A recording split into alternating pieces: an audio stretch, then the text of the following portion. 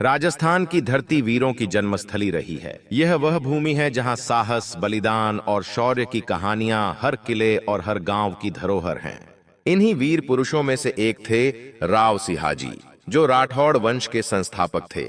उनकी कहानी केवल एक महान योद्धा की नहीं, बल्कि एक ऐसे बालक की है जिसे शेरनी ने पाला और जिसने अपने पराक्रम से एक नए राजवंश की नींव रखी।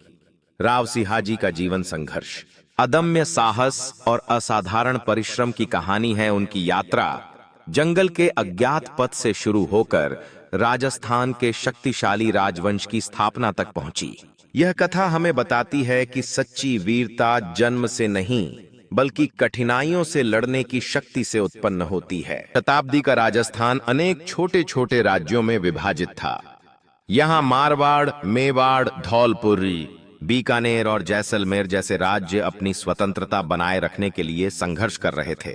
इस समय भारत पर मुस्लिम आक्रमणकारियों का खतरा बढ़ रहा था, जिससे कई हिंदू राजवंश अस्तित्व बचाने के लिए संघर्ष कर रहे थे। राठौड़ वंश की उत्पत्ति कन्नौज के गुर्जर प्रतिहार राजवंश से मानी जाती है। जब कन्नौज पर विदेशी आक्रमणकारियों का हमला हुआ, तो वहां के राजपूत शासकों को अपने राज्य से पलायन करना पड़ा। वे अलग अलग स्थानों पर जाकर बसे और उनमें से एक समूह राजस्थान के मारवाड़ क्षेत्र में पहुंचा। यहीं से राठौड़ वंश की नींव पड़ी।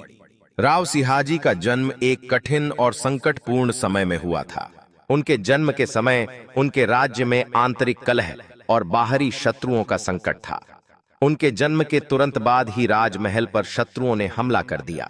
परिवार को भय था कि कहीं शत्रु इस नवजात बालक को मार न दें। ज्योतिषियों ने भी कहा कि यह बालक एक महान योद्धा बनेगा, लेकिन इसका प्रारंभिक जीवन संघर्षों से भरा रहेगा। इसलिए परिवार ने उसे शत्रुओं से बचाने के लिए जंगल में छोड़ने का निर्णय लिया। उनकी मां और कुछ विश्वस्त सैनिक रोते हुए इस बालक को जंगल में छोड़कर चले गए, यह सोचकर कि शायद यह जीवित न बच पाए। लेकिन भाग्य को कुछ और ही स्वीकार था। जिस जंगल में सिहाजी को छोड़ा गया था, वहां एक शेरनी अपने शावकों के साथ रहती थी। यह शेरनी अपने बच्चों को खो चुकी थी और अपने मातृत्व से वंचित थी। जब उसने इस छोटे बालक को देखा तो उसकी ममता जाग उठी। शेरनी ने न केवल उसे अपनी गुफा में ले जाकर सुरक्षित रखा, बल्कि उसे दूध भी पिलाया और उसकी देखभाल की।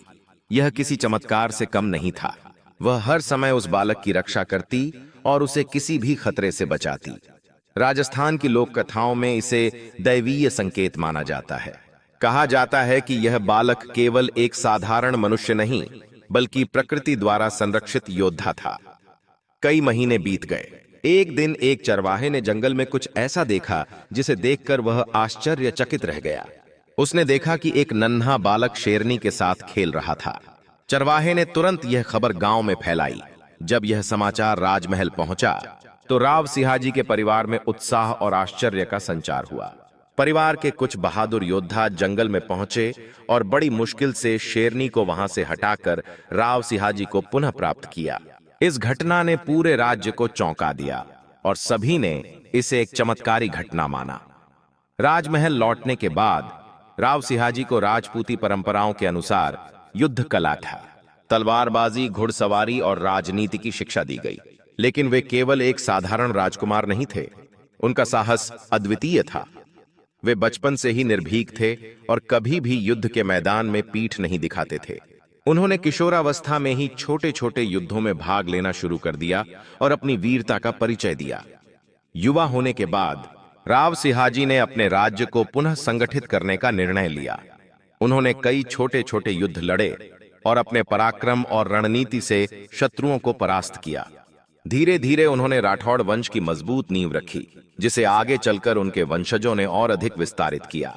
उन्होंने मारवाड़ क्षेत्र में अपनी शक्ति को स्थापित कर लिया और इसे एक समृद्ध और शक्तिशाली राज्य बनाया। राव सिहाजी केवल एक महान योद्धा ही नहीं आई, बल्कि एक कुशल प्रशासक भी थे। उन्होंने अपनी प्रजा के कल्याण के लिए अनेक योजनाएं चलाईं और राज्य में शांति व समृद्धि स्थापित की। उन्होंने किसानों के लिए नई नीतियां बनाईं, व्यापार को बढ़ावा दिया और राज्य को आत्मनिर्भर बनाया। उनके शासनकाल में राज्य की रक्षा व्यवस्था सुदृढ़ थी, जिससे उनके राज्य पर बाहरी आक्रमण असफल रहे। राव सिहाजी का जीवन युद्धों और संघर्षों से भरा था। उन्होंने अंतिम समय तक अपने राज्य और प्रजा की रक्षा के लिए युद्ध किया। उनकी मृत्यु भी एक वीर योद्धा की तरह हुई, लेकिन उनका योगदान अमर रहा। उनके द्वारा स्थापित राठौड़ वंश ने राजस्थान में अपनी शक्ति को और अधिक बढ़ाया। आगे चलकर उनके वंशजों ने कई महत्वपूर्ण विजय प्राप्त की और राजस्थान में एक शक्तिशाली राजवंश के रूप में स्थापित हुए। राव सिहाजी की कहानी केवल एक योद्धा की नहीं, बल्कि एक प्रेरणादायक गाथा है। एक ऐसा बालक जिसे जंगल में मरने के लिए छोड़ दिया गया था, जिसे शेरनी ने अपनी संतान की तरह पाला, वही आगे चलकर राजस्थान के सबसे शक्तिशाली राजवंशों में से एक का संस्थापक बना। उनकी वीरता, संघर्ष और नेतृत्व की यह कहानी सदियों तक इतिहास के पन्नों में अमर रहेगी। वीरता केवल हथियारों से नहीं, बल्कि हृदय की निडरता से जन्म लेती है।